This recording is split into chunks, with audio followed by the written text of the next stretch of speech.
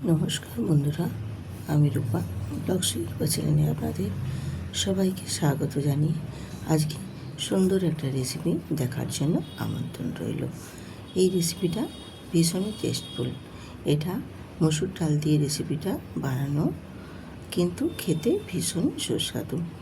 এই পিটপিট দিনে বাজারে বেরোতে পারছেন না, মাছ মাংস বাড়িতে নেই, সবজিও বাড়িতে নেই, কি করবেন মাথায় আসছে না, তো ঝটপট এই রেসিপিটা বানিয়ে ফেলুন।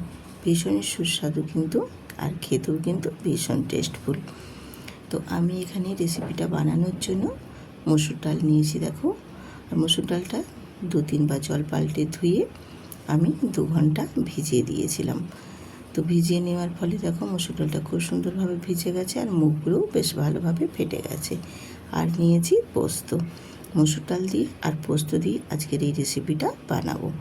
তো যেহেতু এখানে মসুর ডালের রেসিপি করার জন্য আমি এখানে মসুর ডালটা আগে প্রথমে বেটে নেব।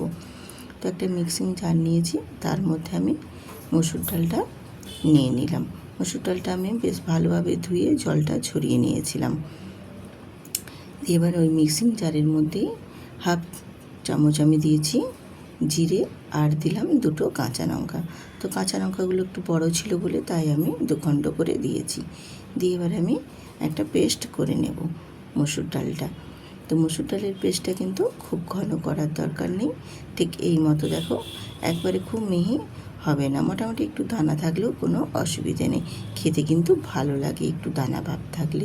তো ঠিক এইভাবেই আমি মসুর ডালটাও বেটে নিয়েছি, দেখো তোমাদের দেখিয়ে দিচ্ছি, দেখো কীরকমভাবে আমি মসুর ডালটা বাটা রেখেছি। তো এই মসুর ডালটা বেটে আমি একটা বাটিতে নিয়ে নিয়েছি। এবারে ওর মধ্যে দিয়ে দেব স্বাদ মতো আমি লবণ দিলাম, আর দেব 1 চিমটি হলুদের গুঁড়ো। খুব বেশি প্রয়োজন হয় না এখানে হলুদের গুঁড়ো, জাস্ট কালারের জন্য আমি এখানে অল্প একটু দিয়েছি। আর দিলাম আমি একটা ছোটো সাইজের পেঁয়াজের কুচো, খুব ছোট্ট ছোট্ট ঘন ঘন করে পেঁয়াজের কুচোটা কেটে নিয়েছি। দিয়ে এবার এটা আমি মাখিয়ে নেব। তা আমি এখানে কাঁচা লঙ্কা তো আগেই দিয়ে রেখেছি, আর সেখানে কাঁচা লঙ্কা আমি অ্যাড করব না। তো দিয়ে বেশ ভালোভাবে দেখো সব কিছু মিশিয়ে মাখিয়ে রেডি করে এক সাইডে রেখে দিলাম। এবারে আমি গ্যাসেতে একটা কড়াই বসিয়ে দেব। কড়াইটা বসিয়ে দিয়ে কড়াইটা আমি গরম করে নেব, গ্যাসটা অন করে, আর দিয়ে দেব তেল। তো তেলটা একটু পরিমাণ মতোই দিতে হবে, কারণ আমি মসুর ডালের বড়াগুলো ভেজে নেব। তার জন্য কড়াই পরিমাণ মতো তেল দিয়ে তেলটা বেশ ভালো মতো একটু গরম করে নিচ্ছি। আর এদিকে যে মসুর ডালটা মাখিয়ে রেখেছিলাম, ভেজে নেওয়ার আগে খুব হাতের মধ্যে এইভাবে একটু ভালোভাবে ফেটে নিতে হবে। যেরকম আমরা বড়ি দেওয়ার আগে বিরির ডালটা বেশ ভালোভাবে ফেটিয়ে নিই, সেই রকমভাবে কিন্তু এই মুসুরির ডালটাকেও একটু ফেটিয়ে নিতে হবে। তাহলে কী হবে, আমি যে বড়াগুলো ভাজবো, বড়াগুলো কিন্তু ভীষণই সফট এবং নরম হবে, স্পঞ্জি হবে একদম বড়াগুলো। ভালোভাবে একটু ফেটিয়ে নিয়ে দেখবে একটু উপরটা কি সুন্দর ফুলে আসছে ফেনা ফেনার মতো। সেই পর্যায়ে আমি এখানে বড়াগুলো সব ওই তেলের মধ্যে ছোট্ট ছোট্ট বড়ির মতো আকারেই বড়া দিয়ে দেব। খুব বেশি বড় করে দেবে না, যেরকম আমরা বড়ি দিই সেই ঠিক বড়ির মতো কি বড়ির আকারে একটু বড় সাইজের করে আমি এখানে দিয়ে দিয়েছি। দিয়ে সবগুলোই তেলের মধ্যে উল্টে পাল্টে 2টো সাইড ভেজে নেব। তো খুব বেশি লালচে করে ভাজবো না, জাস্ট একটু এপাশ ওপাশ 2টো পাশই হালকা করে লালচে ভাব হবে, সেই পর্যায়ে আমি তুলে নেব। খুব বেশি কড়া করে ভাজলে কিন্তু ভালো লাগবে না, একটু হালকা লালচে লালচে করে ভাজা হবে, দিয়ে বড়াগুলো তুলে নিতে হবে। ঠিক এই রকম বড়াগুলো কিন্তু তরকারিতেও যেরকম সুন্দর লাগে খেতে, তেমনি কিন্তু ভাজাতেও খেতে বেশ ভালোই লাগে।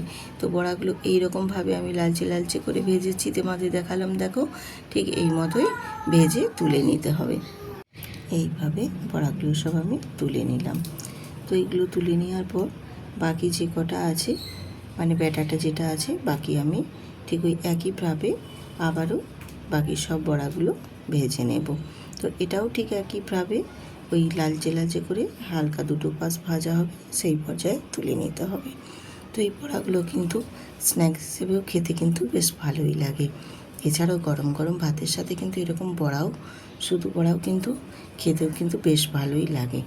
তো বড়াগুলো মোটামুটি ভাজা হয়ে গেছে, এবার আমি বড়াগুলো সব তুলে নিলাম। বড়াগুলো দেখছো কীরকম লালচে ভাব আমি রেখেছি। এবারে ওই তেলের মধ্যেই আমি কাঁচা লঙ্কা আবারও দুটো দিয়ে দিলাম ফোড়নে, আর দিলাম একটা মাঝারি সাইজের পেঁয়াজকে বেশ ঘন করে কেটে নিয়েছি।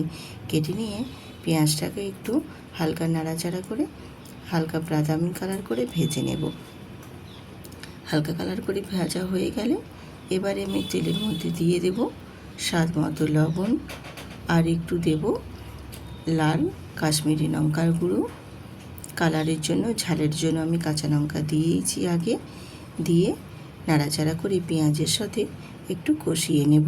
পেঁয়াজগুলোও বেশ ভালোভাবে ভাজা হয়ে কষানো হয়ে যাবে, আর তেল আর কাশ্মীরি লঙ্কার গুঁড়োটাও বেশ লালচে করে কষানো হয়ে যাবে। তো পেঁয়াজটা ভাজা হয়ে কষানো হয়ে গেলে এবারে ওর মধ্যে আমি দিয়ে দেব পোস্ত বাটা। আমি যে পোস্তটা প্রথমেই তোমাদের দেখিয়েছিলাম, সেই পোস্তটাও বাটাটা আমি দিয়ে দিলাম। দিয়ে একটু নাড়াচাড়া করে কষিয়ে নেব। বাড়িতে যখন সবজি না থাকে তখন কিন্তু এইরকম রেসিপি বানিয়ে নিতেই পারেন, ভীষণ সুন্দর হয়। আমি তো প্রায় সময় বানিয়ে নিই, তাই ভাবলাম আপনাদের সাথেও শেয়ার করে নিই। খেতে কিন্তু অপূর্ব লাগে। এর মধ্যে কিন্তু পোস্তরও স্বাদ বজায় থাকে, আবার মসুর ডালের স্বাদটাও বেশ বজায় থাকে। দুটো ফ্লেভারই একসঙ্গে মিলেমিশে ভীষণই একটা দুর্দান্ত রেসিপি হয়। এটা কিন্তু খেতে ভীষণই ভালো লাগে, তাই ভাবলাম তোমাদের সাথে শেয়ার করি। তোমরাও একবার বানিয়ে দেখো, আশা করছি তোমাদের ভীষণ ভালো লাগবে। আর যদি বন্ধুরা ভালো লেগে থাকে তাহলে বন্ধুদের সাথে একটা শেয়ার করে একটা লাইক দিয়ে সুন্দর করে একটা কমেন্ট করে দিও। তোমাদের কমেন্ট পড়ে চলে যাব তোমাদের পরিবারে, দিয়ে তোমাদেরও পরিবারের একজন সদস্য হয়ে যাব।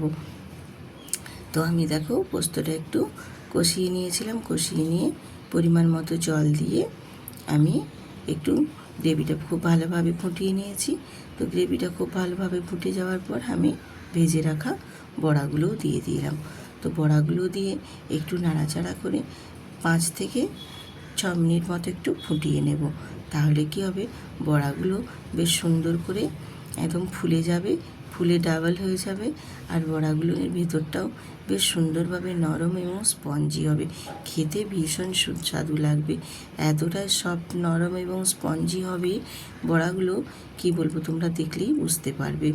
তো দেখো আমি বড়াটা কেটে তোমাদের দেখিয়ে দিলাম। দেখো খুন্তিতে কি সুন্দরভাবে কাটা হয়ে গেল। 5-7 মিনিট একটু ফুটিয়ে নিয়েছিলাম বলে তাতেই কতটা সফট এবং নরম হয়ে গেছে। এরকমভাবে ফুটিয়ে একটু নিলে বড়াগুলো বেশ ডাবল হয়ে যাবে, আর নরম স্পঞ্জি হবে। ভেতরটা তো একদম তুলোর মতো সফট এবং নরম হবে। তো এইরকমভাবে ফুটিয়ে নিয়ে আর খুব বেশি আমি এটা ফোটাবো না। এবারে এটা নামিয়ে নেব। আমি নামিয়ে একটা ঢাকনা দিয়ে 2 মিনিটের জন্য স্ট্যান্ডিং টাইমে রেখে দিব। 2 মিনিট পরে ফিরে আসছি। দেখো গ্রেভিটা কতটাই বড়ার মধ্যে টেনে নিয়েছে, আর বড়াগুলো কতটা ফুলে ডাবল হয়ে গেছে। দেখতে কিন্তু ভারী সুন্দর লাগছে। আমি একটা সার্ভিং প্লেটে সার্ভ করে দিয়েছি। দেখো বেশ ভালো লাগছে, কিন্তু দেখতে ভীষণ অপূর্ব সুন্দর হয়েছে। আর একটা আমি কেটে তোমাদের দেখিয়ে দিচ্ছি ভেতরটা কতটা সফট এবং স্পঞ্জি হয়েছে। তোমরাও দেখলে বুঝতে পারবে। এটা বাচ্চা বড় সবাই কিন্তু খুব আনন্দ করে খেতে পারবে। আবার আসবো নতুন রেসিপি নিয়ে।